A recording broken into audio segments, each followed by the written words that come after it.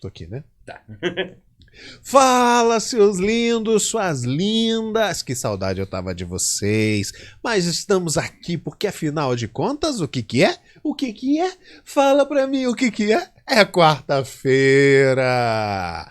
E olha, vocês viram que eu tô animado, né? É porque eu separei aqui umas perguntas que vocês me enviaram, comentando aqui depois que os vídeos acabam, que ó, tá mamãozinho com açúcar, uma coisa deliciosa. Ou como nós mineiros gostamos de dizer, um docinho de leite com café quentinho. Tá uma coisa saborosa, então fica, já chega chegando, deixa o seu like, já comenta aqui a sua pergunta, a sua dúvida sobre espiritualidade, física quântica, mecânica quântica, Bíblia, dogmas, religião, tudo que você quiser que a gente vai tentar indo junto nessa caminhada. Antes, daí eu já responder a primeira aqui que vocês me mandaram, tentar responder. Eu quero falar com o nosso inoxidável de hoje. Aquele que não é fonte, mas sempre traz uma água fresca. Aquele que não tudo vê, mas sabe tudo porque controla os olhos, as câmeras. Eu tô falando dele, Paulo, que não é de Tarso. Boa noite. Boa noite, Reinhard. Boa noite pro nosso pessoal que tá sempre aí com a gente. E os novos também. Divirtam-se e sejam bem-vindos. Isso aí. Você viu? Você viu a voz, gente? Você viu? Eu vejo os meus cortes e eu fico falando, nossa, por que eu não entonei melhor a voz? Por que eu não dei uma seduzida na voz? Fiquei uma voz mais comum. E aí eu ouço o Paulo falando com essa voz de... qual é aquele Zé Bonitinho? Apenas um tostão da minha voz. Eu morro de inveja. Então, Paulo, novo Zé Bonitinho no pedaço. Então vamos lá, eu nem li a pergunta olhando para essa câmera, eu vou ler aqui agora e depois eu venho para cá, tá? Então acompanha aí. Deixa eu ver aqui o que vocês mandaram. Felipe, por que haviam 2 sumos sacerdotes na época de Jesus? Então, se você mandou essa pergunta, é porque realmente você está estudando a Bíblia. E você sabe que, assim como só podia haver um rei em Israel, só podia haver um sumo sacerdote. E por que quando Jesus veio à Terra e nasce em Belém e mora em Nazaré, nós temos a informação de que, principalmente quando ele está no ministério dele, haviam 2 sumos sacerdotes, Anás e Caifás, sendo que apenas um poderia ser sumo sacerdote. Isso ali já representa exatamente como estava a religião quando Jesus começa o ministério. Ela estava completamente corrompida. Lembra quando Jesus chega ao templo e ele derruba todas as barraquinhas dos vendedores, do comércio?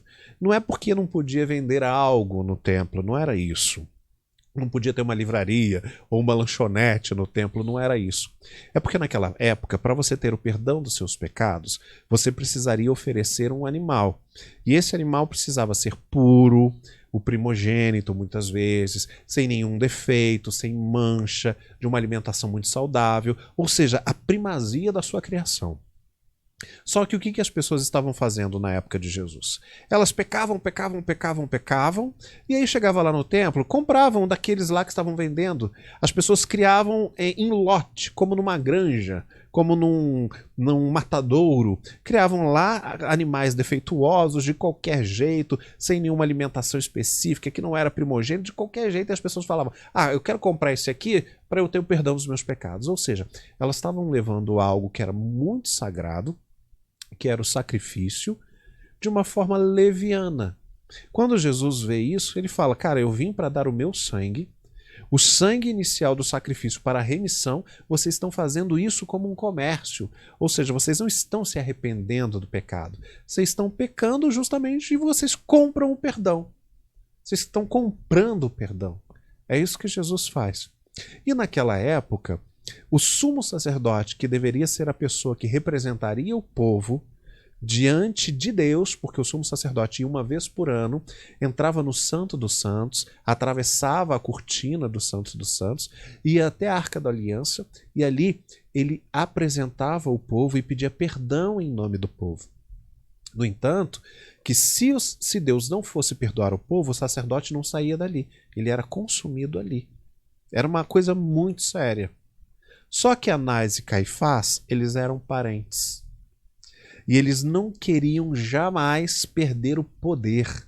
Eles se encantaram, se enamoraram do poder. Então o que, que eles faziam? Eles revezavam no poder. Quando um tinha que sair, o outro assumia. Quando o outro tinha que sair, o mesmo assumia. E assim eles continuavam tendo todo o domínio e o poder da religião em Jerusalém. Parece com alguma coisa que você vê hoje em dia? Igrejas que surgem, que pertencem a uma pessoa, cujo pastor é dono da igreja. Ele que decide o que é santo e o que é pecaminoso. Ele que decide o que vai a Deus e o que não vai. Ele que decide o que é graça e o que é pecado. Quando você vê que determinada igreja está no nome de alguém e essa pessoa pode negociar, inclusive a gente vê muito isso na política. Líderes religiosos que dizem o seguinte: eu quero tanto, eu quero isso para um candidato, em troca eu te dou tantos votos. Porque as pessoas que estão sobre a minha ordem na igreja, elas vão votar em quem eu mandar. É a mesma coisa que acontecia na época de Jesus. No entanto que Jesus fala isso. Vocês coam a formiga e engolem o camelo. Ou seja, falando isso para os líderes. Vocês pegam até o mínimo possível da vida dos outros e questionam, enquanto na própria vida vocês passam até um camelo como se não fosse nada. Olha o comparativo, formiga e camelo. A formiguinha dos outros vocês imputam como erro, vocês excomungam, vocês oprimem. Agora, quando vocês querem passar pano para os pecados dos poderosos, vocês passam e dizem que está tudo bem. Quantos líderes você vê assim, expulsando da igreja pessoas por pecados comuns, que não deveriam ser feitos, mas que fazem, enquanto dedicam, apoiam, abraçam, passam pano em cima de erros gravíssimos de muitas pessoas só porque elas são importantes, famosas ou poderosas. É isso que Jesus questiona. Vamos para a próxima? Deixa eu ver aqui. Uma vez eu vi alguém falando que a cura do rapaz do centurião romano, ele não era um servo, e sim um namorado, entre aspas, do centurião. E Jesus mesmo assim curou? Então, vamos lá. Essa história do centurião romano, ela é narrada tanto em Mateus quanto em Lucas. E o interessante é quando você vai para a escrita, para a língua que ela foi escrita, que no caso ali, nos dois evangelhos, foi escrita em grego. O fato que esse encontro de Jesus com o centurião romano, ele é muito peculiar. Porque, primeiro, era um homem muito importante, um centurião, ou seja, um chefe de 100 soldados romanos, era alguém muito poderoso, muito importante. E ele chega até Jesus. E ele vem interceder por um servo, por um escravo.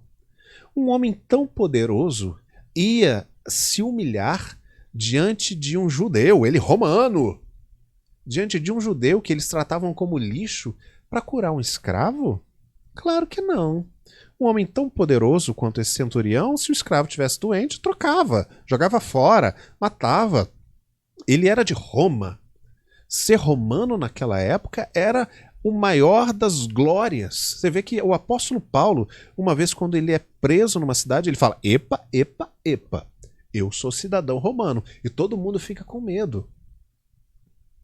Então, esse homem importantíssimo, dentro do exército romano, ele se humilha e vai até onde Jesus está.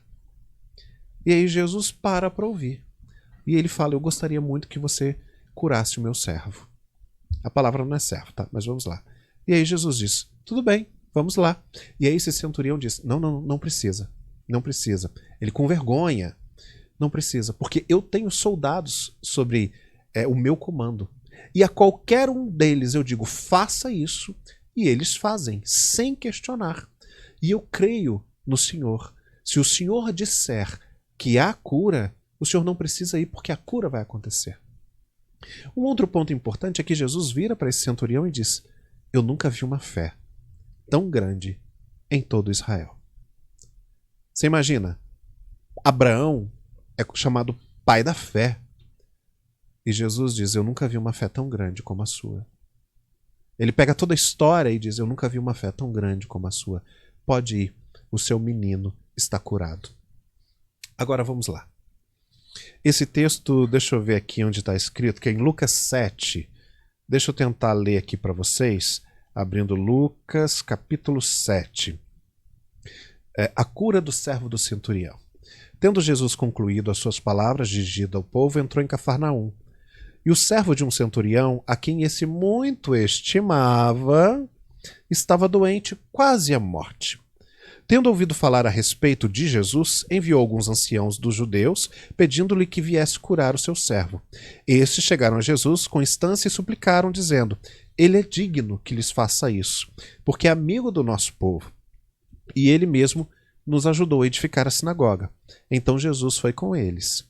Já perto da casa, o centurião foi-lhe ao encontro e disse, não te incomodes, porque não sou digno que entres em minha casa. Por isso, eu mesmo não me julgo digno de ir ter contigo. E mandei outras pessoas. Com uma palavra sua, o meu rapaz será curado. Meu rapaz será curado. Meu rapaz. Versículo 8. Porque também eu sou homem sujeito à autoridade, e tenho soldados às minhas ordens, e eu digo, vai, e ele vai, e a outro, vem, e ele vem, e ao meu servo, faze, e isso, e ele faz. Ouvidas essas palavras, Jesus disse que nunca tinha visto uma fé igual. Primeira coisa, a gente tem 3 palavras importantes aqui em grego. Servo, soldado e menino ou rapaz. Todas as vezes que alguém se referia a servo, servo como algum escravo, alguém que servia a sua casa, a palavra é doulos. Eu quero ser servo de Cristo, eu quero servir a Cristo, eu quero ser um doulos de Cristo. O servo da orelha furada, o doulos da orelha furada. Quando se refere a um soldado, a palavra em grego para isso é strationtes. Ou seja, a gente tem que ver qual é a palavra em grego que o centurião usou para se referir à pessoa que morava com ele, que ele queria usar. Ele queria usar doulos, servo comum, ou ele queria usar strationtes, como um soldado. Nenhuma das duas. Ele usou pais. A palavra em grego para pais era alguém de intimidade. O centurião está dizendo para Jesus, eu tenho um rapaz que mora comigo, que é da minha intimidade, alguém com quem eu me relaciono. Ele está muito doente. Eu gostaria que o senhor curasse. Jesus não virou para esse centurião e disse, você se arrepende do que você está fazendo? Ah, você tem um relacionamento homoafetivo? Você precisa se arrepender. Eu curo. Mas se você não se arrepender, você vai para o inferno. Jesus fez isso? Não. Ele disse, nossa, que fé incrível. Está curado. E aliás, eu nunca vi fé igual a essa em lugar nenhum. Eu estou comovido. E vai embora. Jesus vira e diz, tá, mas olha, eu curei. Agora toma, não peques mais. Ele fala isso? Não. Por quê? Porque nunca foi errado. Nunca foi pecado. Ele apenas olha para essa situação desse casal e diz, que coisa linda. Que fé absurda. Eu nunca vi nada assim. Pode voltar para casa. Aproveita do seu paz. Aproveita do seu rapaz. Ele já está curado. E segue caminho a Cafarnaum. Eita, lereço! Essa é aquele corte que o povo vai, assim, ralar os pulsos. Entendeu? Vai arrancar cabelo da cabeça. E vai dizer, heresia, vai queimar no inferno. E aí, se fosse Jesus, diria, nossa, é mesmo? Nem sabia disso. Vamos continuar aqui? Deixa eu ver a próxima. No mês de janeiro, nós comemoramos, no dia 6 de janeiro, o dia dos 3 Reis Magos. esses nomes que falam dos 3 reis magos eram os nomes deles? Vamos lá, seus lindos, suas lindas. Deixa eu voltar aqui para essa câmera bonita, para olhar nos olhos de vocês. Não olho? Ou eu olho? Deixa eu olhar aqui. Isso. Primeiro que esse nome que nós aprendemos, acho que Belchior, Belsazar, os nomes dos 3 reis magos, não está na Bíblia. A segunda coisa que não está na Bíblia é que eram 3. Em momento nenhum da Bíblia diz que eram 3 reis magos. Para piorar, em momento nenhum da Bíblia diz que eles eram reis. A única informação que a Bíblia nos dá é que foram magos, as primeiras pessoas que foram visitar Jesus. Olha que interessante. Jesus nasce e as primeiras pessoas a irem ver não são sacerdotes, não são levitas, não são crentes, não são pessoas da sinagoga, não são autoridades locais. As primeiras pessoas que são levadas pela estrela a ver Jesus eram videntes, astrólogos. A palavra ali no grego eram magos, magos mesmo. Magos de magia, de feiticeiros, de astrólogos, de adivinhos, de pessoas que consultavam os astros. Essas foram as primeiras pessoas a visitarem Jesus. Então, essa coisa dos 3 reis magos, ela veio com o passar do tempo porque os magos levaram 3 presentes: incenso, ouro e mirra. Mas nós não sabemos se eram 2, a gente sabe que estava no plural, era mais de 1. Então a gente não sabe se era 2, se eram 10, se eram 20. Não sabe a caravana que eles levaram.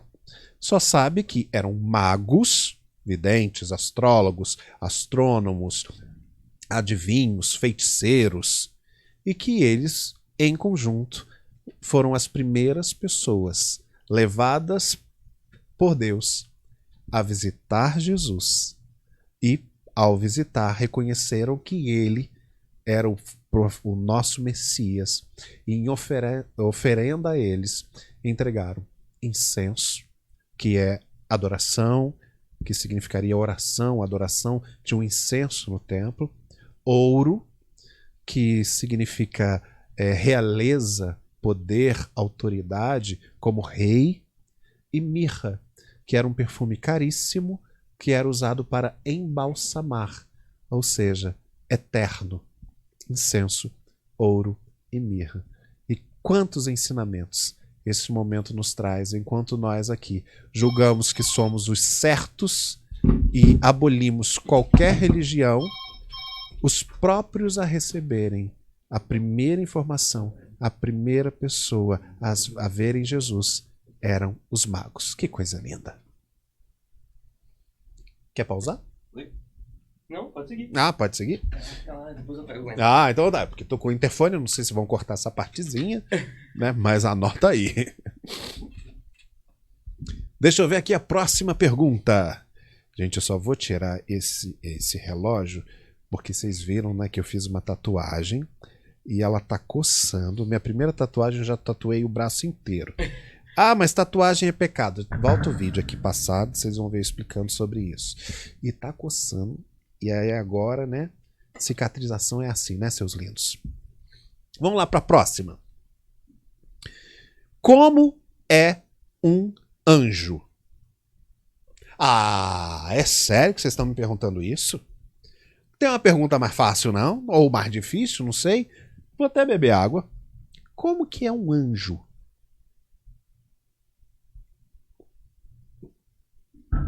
Como é um anjo? O anjo é igual àqueles que a gente vê, que tem estátua, bibelô, que fica, se for um anjo mais infantil, um anjo criança, é aqueles que ficam lourinho, do cabelo encaracolado, às vezes com arco e flecha, um cupido, né? E sentado em cima da nuvenzinha ou tocando harpa.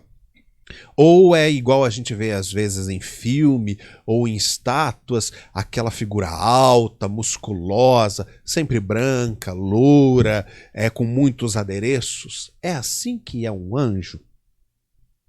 Bom, primeiro que a gente tem que ver que quando um anjo aparece, se materializa, ele não causa estranheza diante do povo que ele se materializou.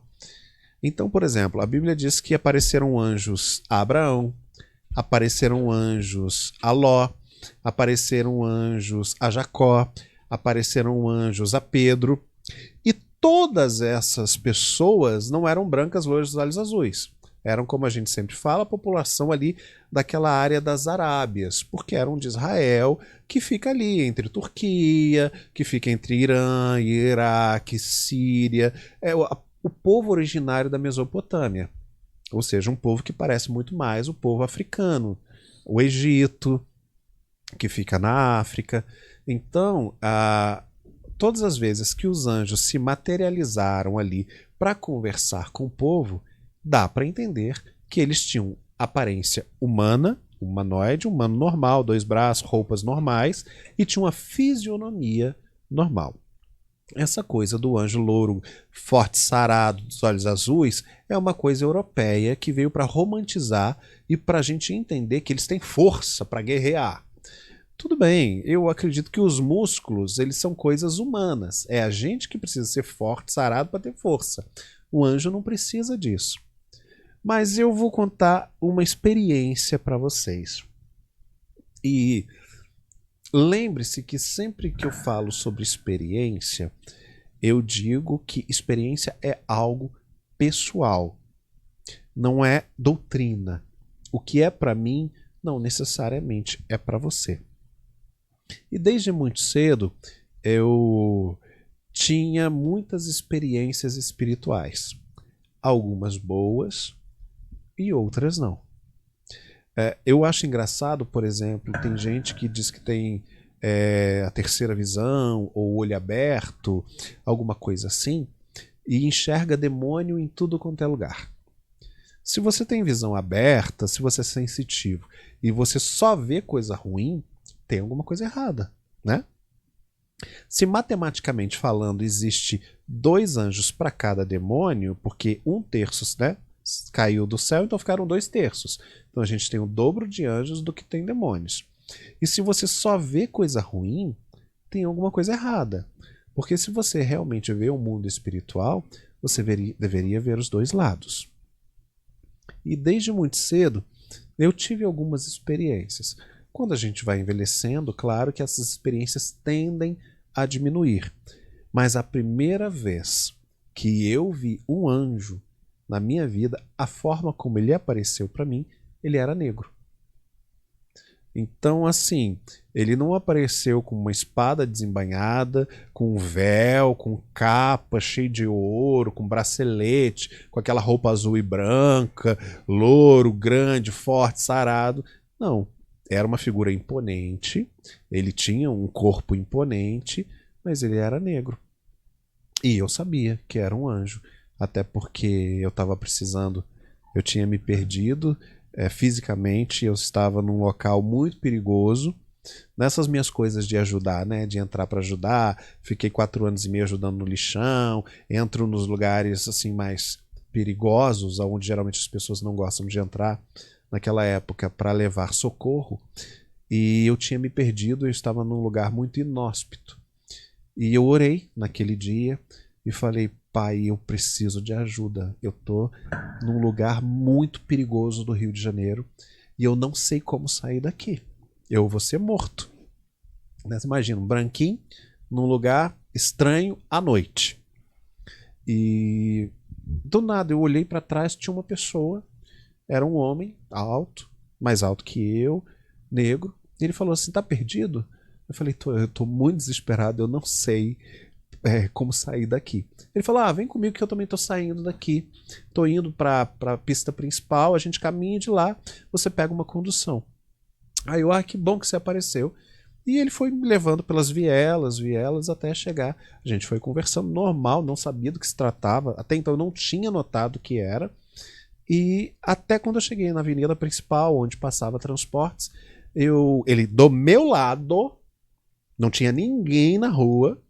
Eu falei assim: poxa, muito obrigado, você é um anjo que apareceu. Eu olhando, ele simplesmente some da minha frente, some. desaparece.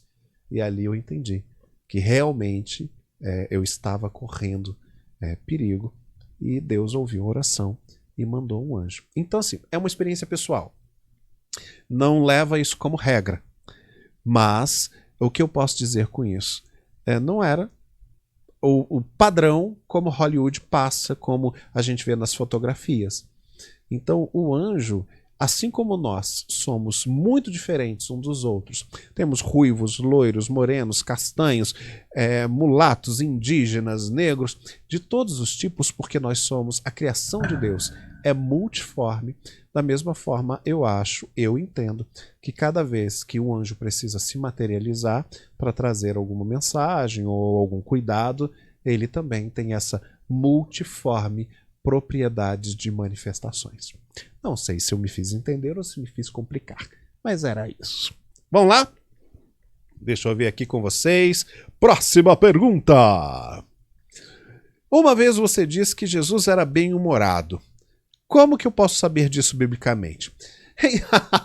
Então, biblicamente você não vai ver assim a história de que Jesus deu gargalhada. Não, não tem. Entendeu? Deixa eu coçar aqui minha tatu, voltar para cá, voltar para cá.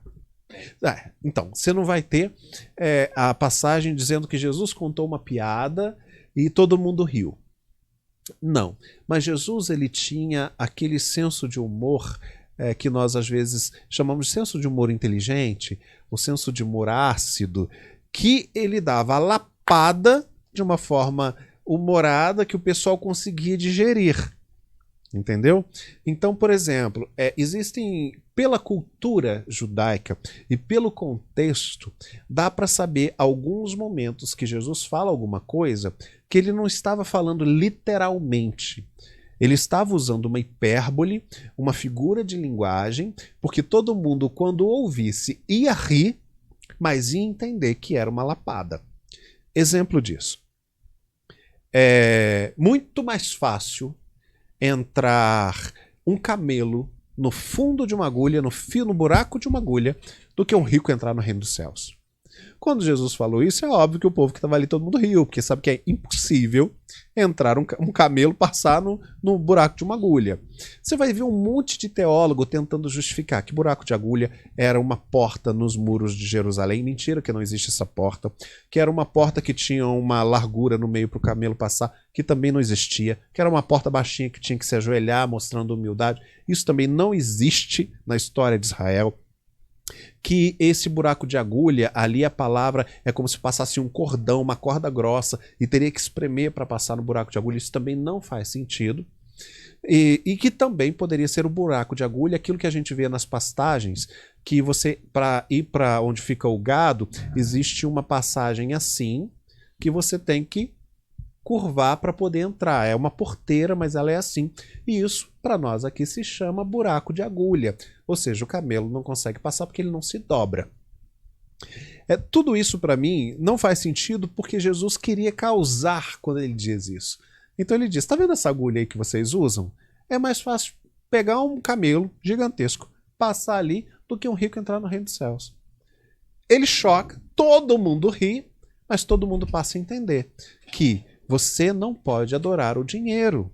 Quem tem o dinheiro como seu senhor não entra no reino dos céus. Só há um senhor. Então você vai ver Jesus, em alguns momentos, criando umas hipérboles que fica muito assim, surreal. A gente tenta explicar, mas na realidade era Jesus usando o humor, que era uma figura de linguagem que os líderes da época usavam. Eles tinham isso como padrão em Jerusalém naquela época. Eles usavam a hipérbole, o aumentar muito a história, para chocar e trazer uma lição. E aí Jesus faz isso o tempo inteiro na sua narrativa. Ele fala alguma coisa, uma parábola, explica a parábola. Ele traz uma hipérbole, explica. Então ele tinha essa forma de atrair a atenção, de chocar e de, inclusive, fazer com que a sua mensagem não fosse esquecida. Então eu vejo Jesus, sim, como alguém humorado, um humor inteligente, alguém humano, que sabia das dores, das dificuldades e das alegrias da vida. Entendeu? Me fiz entender? Se não, não sei. Próximo aqui, que a gente já está caminhando para o final. Deixa eu ver aqui. Tem quanto tempo de vídeo? 30 minutos. 30 minutos. Então dá pra gente anotar aí pelo menos mais duas pra gente começar a conversar. Deixa eu ver aqui. Perguntas que vocês me fazem, mas que eu já respondi, mas as pessoas continuam falando.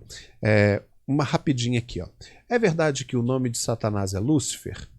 Não. Lúcifer é o nome que foi dado a ele pela cultura. Lúcifer não existe na Bíblia. Existe Satanás, que é advogado de acusação, existe diabo, que é inimigo. Estou falando do significado dos nomes. A Bíblia também já disse que Satanás era um querubim ungido, uma estrela da manhã, chama de rei de Tiro, mas a palavra Lúcifer não está na Bíblia, ou Lucifer, dependendo de como você pronuncia. Isso veio da cultura romana, já que é um nome latim, né? É um nome em latim que significa portador da luz, Lúcifer, mas não tem nada bíblico nisso. Então, para vocês que sempre perguntam isso, a outra pessoa aqui que perguntou o seguinte: o que você acha de cristais e incenso? Então, a Nova Jerusalém, construída pelo próprio Deus, toda a sua edificação é feita em cima de cristais e pedras. O templo que Salomão erigiu e depois os outros tinham muitos cristais. O sumo sacerdote, para entrar no Santo dos Santos, ele precisava ter uma couraça, né, uma placa no peito com 12 pedras, cristais diferentes. A Bíblia dá o nome de todos eles para poder entrar lá para se proteger. Eu entendo o seguinte: tudo que Deus fez, nós podemos usar. Tudo que a natureza produz, nós podemos usar. Ah, mas isso é da nova era, isso é da religiões afro, isso é esoterismo, é bruxaria. Foi Deus que fez. Se Deus fez, eu gostaria de usar. E o incenso? A própria Bíblia diz que o templo tinha incenso 24 horas. Então, eu não vejo essa problemática que o povo tem. E acendi um incenso na minha casa, vou para o inferno. Tem um cristal, vou para o inferno. Gente, a Bíblia é clara. Inclusive o incenso não se apagava.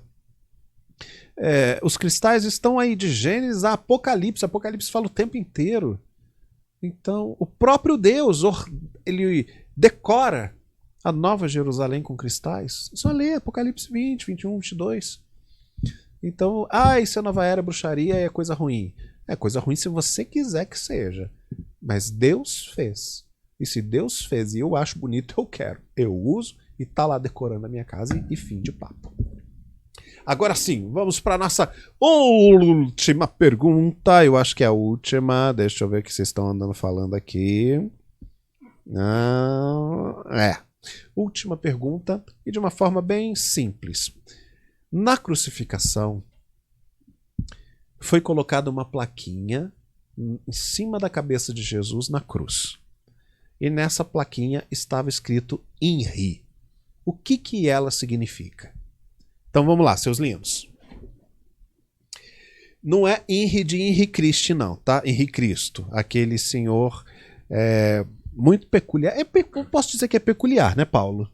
Peculiar, com certeza peculiar. É uma figura exótica, uma figura única, singular. Singular. Então, o Henri já esteve aqui? Você já esteve com ele? Não tive o prazer de bater esse papo. Digamos que seja prazer, digamos que seja um prazer.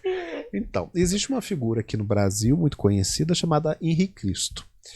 O que é muito complicado, porque Henri é uma palavra em latim e Christus é uma palavra em grego, né? Então, e INRI não é uma palavra, é um acrônico, é um acróstico, cada letra significa uma coisa, né? Mas a tradução, porque essa palavra foi esculpida numa plaquinha e colocada em cima de Jesus, é para fazer uma chacota com a história de Jesus. Essa plaquinha, ela estava escrito assim: Jesus de Nazaré, rei dos judeus. Essa seria a tradução para o português. né? Ou seja, uma chacota. Nós estamos crucificando Jesus de Nazaré, nós estamos crucificando o rei de vocês. Ou seja, o rei de vocês, ele é tão poderoso, está morrendo aqui, crucificado na pior tipo de execução romana, a pedido dos sumos sacerdotes de Jerusalém.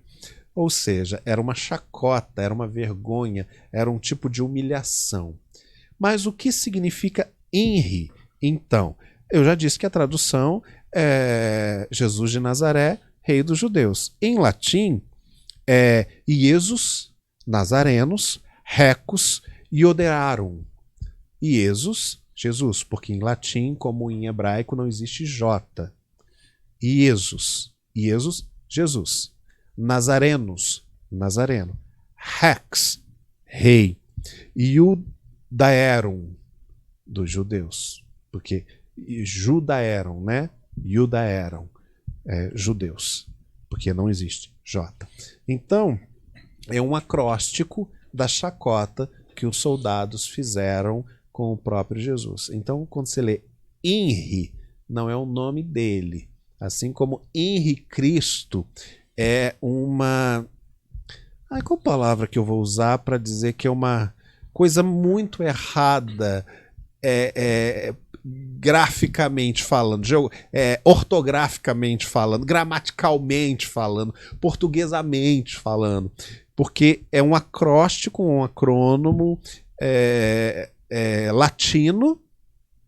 É como se o nome dele fosse assim, tô falando do Henrique Cristo, tá? É como se o nome dele fosse Iesus Nazarenos Rex Iodearum Cristo. Rei Jesus Nazareno, rei dos judeus, Cristo.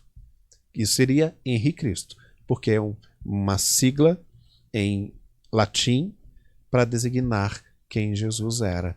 E a sua tradução é, para mim, a chacota que se transformou numa bandeira linda. Lembra que eu sempre falo com vocês que eu adoro usar frases que nos acusam para nos humilhar como bandeiras. Então, assim, você é um herege. Estatua herege. Porque se ser herege é ser contra o sistema, é ser contra o dogma que escraviza, que manipula, eu sou herege. Então, assim, aquela frase que eles usaram para humilhar Jesus, dizendo que ele estava morrendo ali, que ele não era um rei nada, que ele não era representante de ninguém. Aquela frase INRI, que significava Jesus Nazarenos, Rex Iodearum, Jesus Nazareno, rei dos judeus, se transformou numa plena verdade. Ele é o rei dos reis. E agora, não só em latim, não só em grego, não só dos judeus, mas de todos nós. Com essa palavra, com esse acróstico, com essa motivação e também lembrando do Henri Cristo, que não é Cristo e também não é Henri, terminamos mais esse bate-papo lindo, suculento, vitaminado que a gente teve aqui hoje. É uma alegria sempre poder estar com vocês. Lembre-se, toda quarta-feira, às 8 horas, a gente faz o ao vivo aqui, você pode interagir. Se eu não responder a sua pergunta no ao vivo, ela entra aqui no caderninho para o próximo programa. E já sabe, se você não está vendo ao vivo, deixa aqui nos comentários, faz a sua pergunta, deixa a sua interação e fala: eu não concordo em absolutamente nada com o que ele fala. Tudo bem, quais são os argumentos? Se não, só diz assim: muito obrigado. E terminando esse bate-papo de hoje, até quarta-feira que vem, se Deus quiser, eu quero dar o meu tchau para ele, que é o inoxidável da noite. Aquele que não tudo vê mais, mas tudo controla. Paulo, obrigado pela companhia. Obrigado, Heiderich. Obrigado ao pessoal que ficou aí com a gente. Um bom fim de quarta-feira para vocês. Isso aí. E um beijo no coração, seus lindos, suas lindas. E até quarta-feira que vem, se Deus quiser. Tchau, tchau.